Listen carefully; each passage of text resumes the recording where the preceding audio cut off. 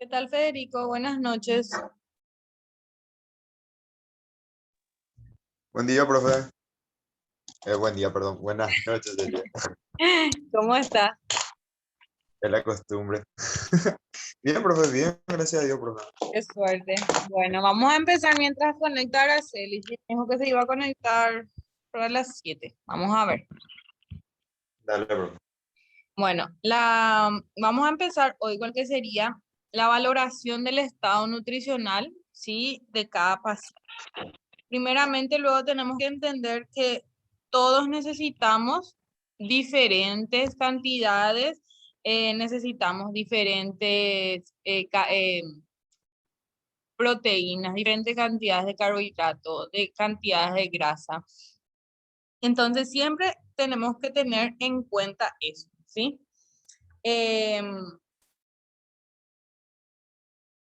Bueno, vamos a ver. Investigaciones, dice, recientes han demostrado que la desnutrición en pacientes hospitalizados es mucho más frecuente de lo que se pensó en un tiempo, ¿sí? La capacidad de un paciente para responder al estrés no solo depende de su estado fisiológico, sino también del estado nutricional, ¿sí? Siempre hay que tener en cuenta que una persona puede tener una enfermedad ya de base, pero su cuerpo va a responder de diferente manera de acuerdo a cómo esa persona se estuvo alimentando antes y cómo se está alimentando ahora, ¿sí? Eso tiene condición muchísimo a cómo va a ir evolucionando, al pronóstico de los pacientes, ¿sí? Al mejorar su estado nutricional para poder aumentar la capacidad del paciente para responder al estrés y la terapia, ¿sí? No vas a pensar lo importante y lo complicado que sería el estrés en tiempos de enfermedad más bien, ¿sí? La infección y las recaídas son mucho más frecuentes en personas que no están bien nutridas, ¿sí? O también podemos llamarla malnutrida, ¿sí? Eh,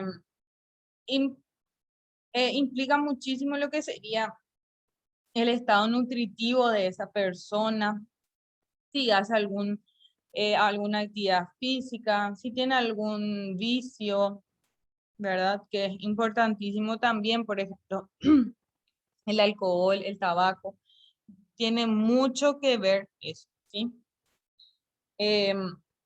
La historia clínica y dietética del paciente es súper importante. Además, por supuesto, de algunas mediciones antropométricas, sí, simples y de poco costo, que es lo más importante. Para nosotros ya es de gran importancia y ya son valores súper importantes lo que sería peso, talla y medición de muñeca. Para nosotros eso ya es suficiente. Si queremos ir agregando cositas más, cintura, cadera, pliegues, ¿sí? Pero con peso y talla nosotros ya estamos súper bien. La valoración nutricional debe incluir 4 puntos, ¿sí? La historia clínica y dietética, que después vamos a ir desglosando cada uno. Pero para citarles, te digo, Federico, los 4. Serían la historia clínica y dietética, pruebas antropométricas, pruebas bioquímicas y las pruebas inmunológicas. Es súper, súper, súper importante darle un sentido dinámico a esta valoración. No hacer así tipo como un cuestionario. ¿Qué haces? ¿Cómo haces? ¿Dónde? ¿Cuándo? ¿Cómo? No. Darle, como yo siempre digo, darle vida a la pregunta que vos le haces a la persona. Porque muchas veces una persona no entiende lo que vos le estás preguntando porque lo estás haciendo muy, ¿cómo te voy a decir? Muy robotizado esa pregunta. ¿Sí? Entonces, muchas veces hacemos también las preguntas con muchos términos científicos o de repente con términos que para nosotros es común, pero para la persona, qué sé yo, del campo o persona que no lee, no escribe, es muy difícil poder comprender lo que vos le estás preguntando. Entonces, siempre tenemos que nosotros adecuarnos a lo que sería nuestro paciente, ¿sí?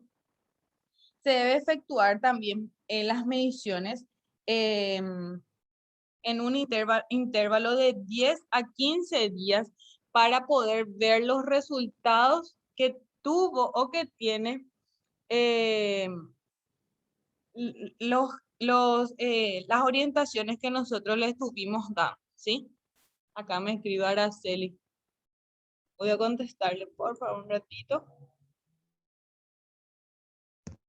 Sí, profe, tranquilo, no, profe.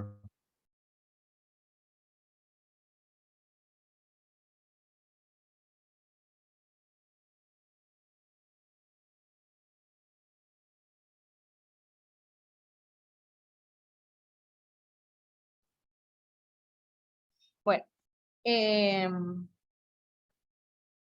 tenemos que hacer esa evaluación para ver qué tal nosotros estamos bueno, realmente qué tal va el paciente con las recomendaciones que nosotros le hicimos, para poder ver la respuesta también que tiene la enfermedad con esa persona. Y también, por supuesto,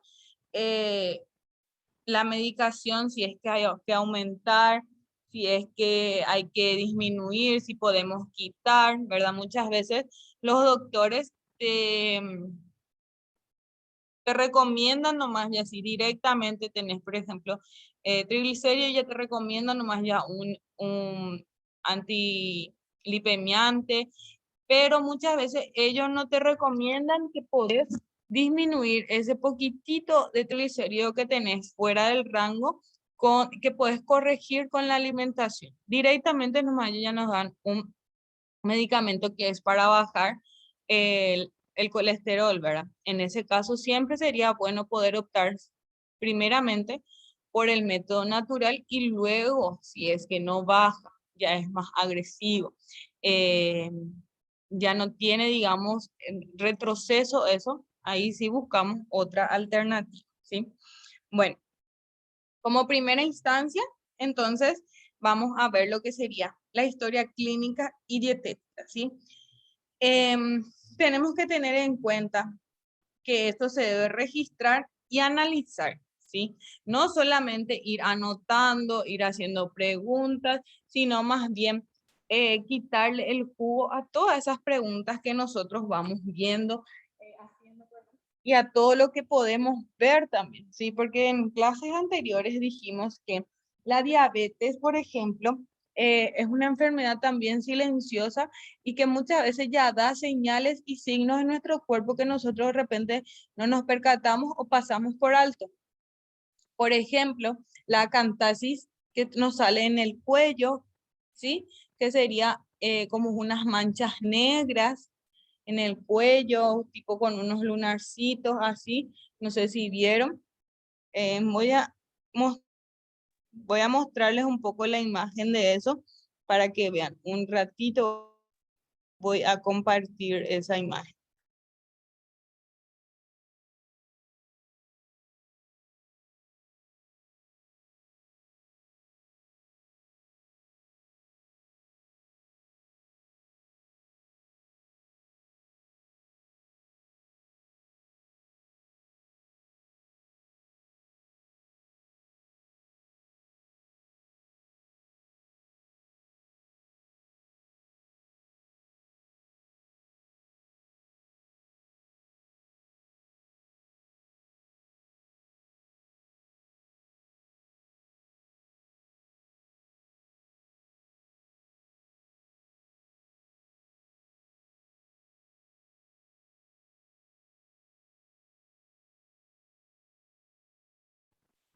Esta sería la acantosis, ¿sí? No sé si en algún momento de tu vida, si viste, Federico, por alguna persona este tipo de manchas y por el cuello, de repente ya Sí, también profe. por los tobillos. Sí, profe, normalmente por los pliegues o por los, ¿cómo se dice? Y sí, por los pliegues de la persona, lo que siempre suelo ver eso.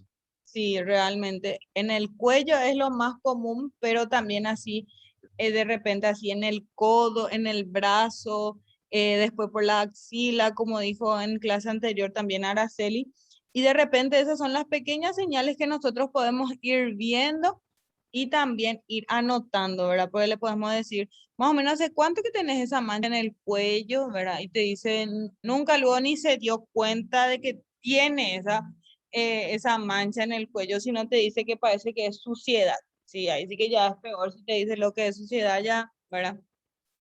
De repente, esas acotaciones, ir viendo, ir buscando desde cuándo, si se dio cuenta, en qué momento le apareció y demás, ¿sí? Sí, profe.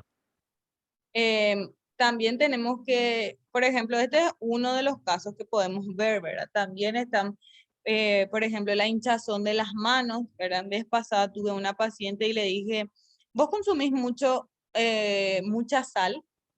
Y me dice, sí, yo le pongo sal a todo, a la ensalada, le pongo sal a la comida otra vez porque cocino sin sal, pero después para mí yo le pongo sal a mi plato ya. Y le digo yo, vamos a disminuir el consumo de sal porque a mi parecer estás reteniendo líquido, ¿sí? ¿Y qué sería eso? Como yo me percaté de eso, de la hinchazón de las manos y los pies. Y para esa persona no era, no, o sea, no se percató de que sus pies y sus manos estaban hinchados, ¿sí? Y muchas veces vos le tenés que decir a la paciente o al paciente, esto tenés, entonces vamos a tratar de unir los cabos para saber por qué está así, ¿sí? Y en cuanto a la historia clínica y dietética, primeramente luego vamos a ir estudiando y anotando sexo y edad, ¿sí? La talla hay que tener, es uno de los parámetros más importantes. Parece algo, una macanada, parece algo sin sentido, pero es la base de que vos puedas tener una evaluación correcta, ¿sí? ¿Y por qué sería la base?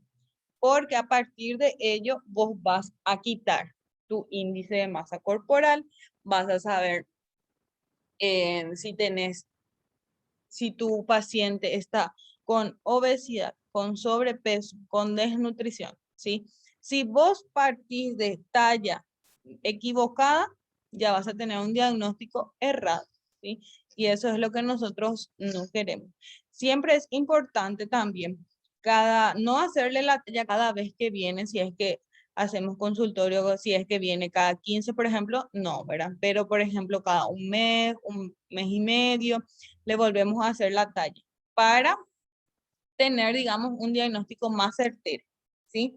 También es importantísimo, como les dije, como te dije, el peso. El peso es fundamental también. El peso que tiene en el día que vino, en el consultorio y también qué peso suele tener, ¿sí? De repente te dice, yo suelo tener 70 kilos y ahora tiene 95. Bueno, ¿y en qué lapso más o menos de tiempo vos subiste todo ese de 70 a 95? ¿Sí? Entonces, ir anotando los tiempos en que esa persona llegó, o sea, en el tiempo en que esa persona tardó o no tardó en llegar a ese peso. Y vamos viendo el proceso y el tiempo por sobre todas las cosas. Porque una persona quiere bajar de peso para un casamiento, para un 15 años, para alguna colación, quiere bajar 20 kilos en un mes, ¿sí? Y esos 20 kilos que le molesta, tardó, por ejemplo, 6 meses para tener esos 20 kilos de más. Entonces, no es equitativo el tiempo en el que subió con el que quiere bajar por el acontecimiento en puerta, ¿sí? Cambios de peso corporal, si es una persona que cambia mucho de peso, o sea, los valores de su peso tiende mucho a subir, bajar, entonces eso hay que ir anotando, ¿sí? También los datos de la ingesta diaria, ¿verdad? ¿Qué suele comer? ¿Cuánto suele comer? ¿Dónde suele comer? ¿Qué cantidad por sobre todas las cosas? Y preguntarle, ¿tomas leche entera, azúcar, edulcorante? ¿Cuánto de pan? ¿Cuánto de azúcar? Eh, cuánto de empanada, cuánto sándwich, cuánta chipita, ¿sí? De repente, si hay también indicios de que esa persona pueda sufrir anorexia, ¿sí? De repente, si te dice que pasa muchas horas sin comer, ¿sí? Hay que tener en cuenta y alzar la antenita cuando te dice que de repente no le gusta lo que ve en el espejo, no le gusta cuando se baña, su cuerpo no le gusta, tiende a pasar muchas horas de ayuno, o de repente también que come y después tiene episodios de vómito, también ir anotando todo eso, ¿sí? Porque puede ser anorexia, puede ser bulimia, puede ser ya también algo más psicológico, que alguien le esté torturando así con su peso, entonces a eso le hace mal, ¿sí? Todas esas cosas ir anotando. Dificultades de repente si tiene náuseas, si tiene vómito, si tiene diarrea, si tiene disfagia, si está constipado, ¿sí? Todo eso hay que ir anotando en lo que sería la historia clínica y dietética de la persona, ¿sí? Siempre hay que tener en cuenta y hacer la mayor cantidad de preguntas posibles, pero de manera dinámica, ¿sí? ¿Cómo nosotros hacemos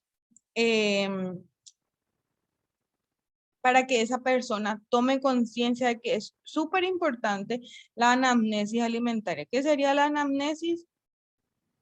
Todos los datos que vos podés quitarle a esa persona y planificar, ya sea dieta, ya sea recomendaciones, ya sea direccionar su calidad de vida en cuanto a la alimentación, qué hacer, cómo puede hacer, la importancia que tiene ese interrogatorio, ¿sí? La anamnesis debe ser exhaustiva y procurar una idea de la alimentación que está realizando el paciente, tanto en calidad como en cantidad, ¿sí? Porque hay personas que muchas veces consumen muy buena calidad de comida, pero muy baja cantidad, ¿sí? Y eso hay que ir nivelando para que pueda ir mejorando, ¿sí? Por supuesto que estos hábitos que nosotros hoy tenemos ya venimos arrastrando de la infancia y se va modificando a lo largo de los años, ¿sí? Ya sea para bien o para mal, ¿sí? Si de repente en la infancia luego ya comíamos yes con juguito, nos acostumbramos a comer embutidos con gaseosa, muchas golosinas, tendemos a acarrear ese desorden alimenticio ya a la larga. Y después nos acostumbramos, qué sé yo, a cenar papas fritas en ese pote largo, papas fritas con gaseosa, después comemos un chocolate. Entonces, eso es lo que nosotros debemos de hacer, quitar toda esa información para poder anotar e ir direccionando la consulta, ¿sí? Entonces, nosotros sabemos si esa persona tiende a tener desorden alimenticios o si es una persona que come normal, ¿sí? Siempre buscando por sobre todas las cosas el bienestar y el placer que tiene para uno la comida, ¿sí? Siempre es necesario y darle la importancia a cada comida, ¿sí?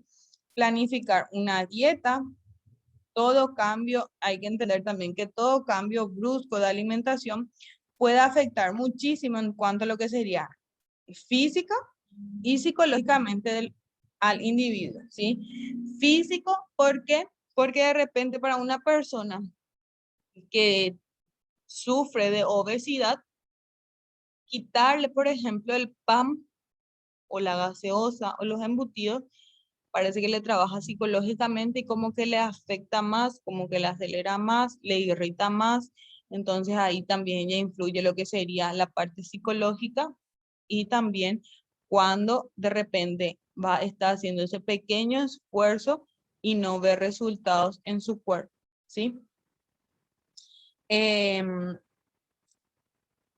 Siempre tenemos que tener en cuenta también que se debe conocer a fondo no solo lo que el paciente ingiere, lo que él come, sino cómo come, dónde, con quién y por qué come, ¿sí? Ya sea que es importante tener en cuenta todos los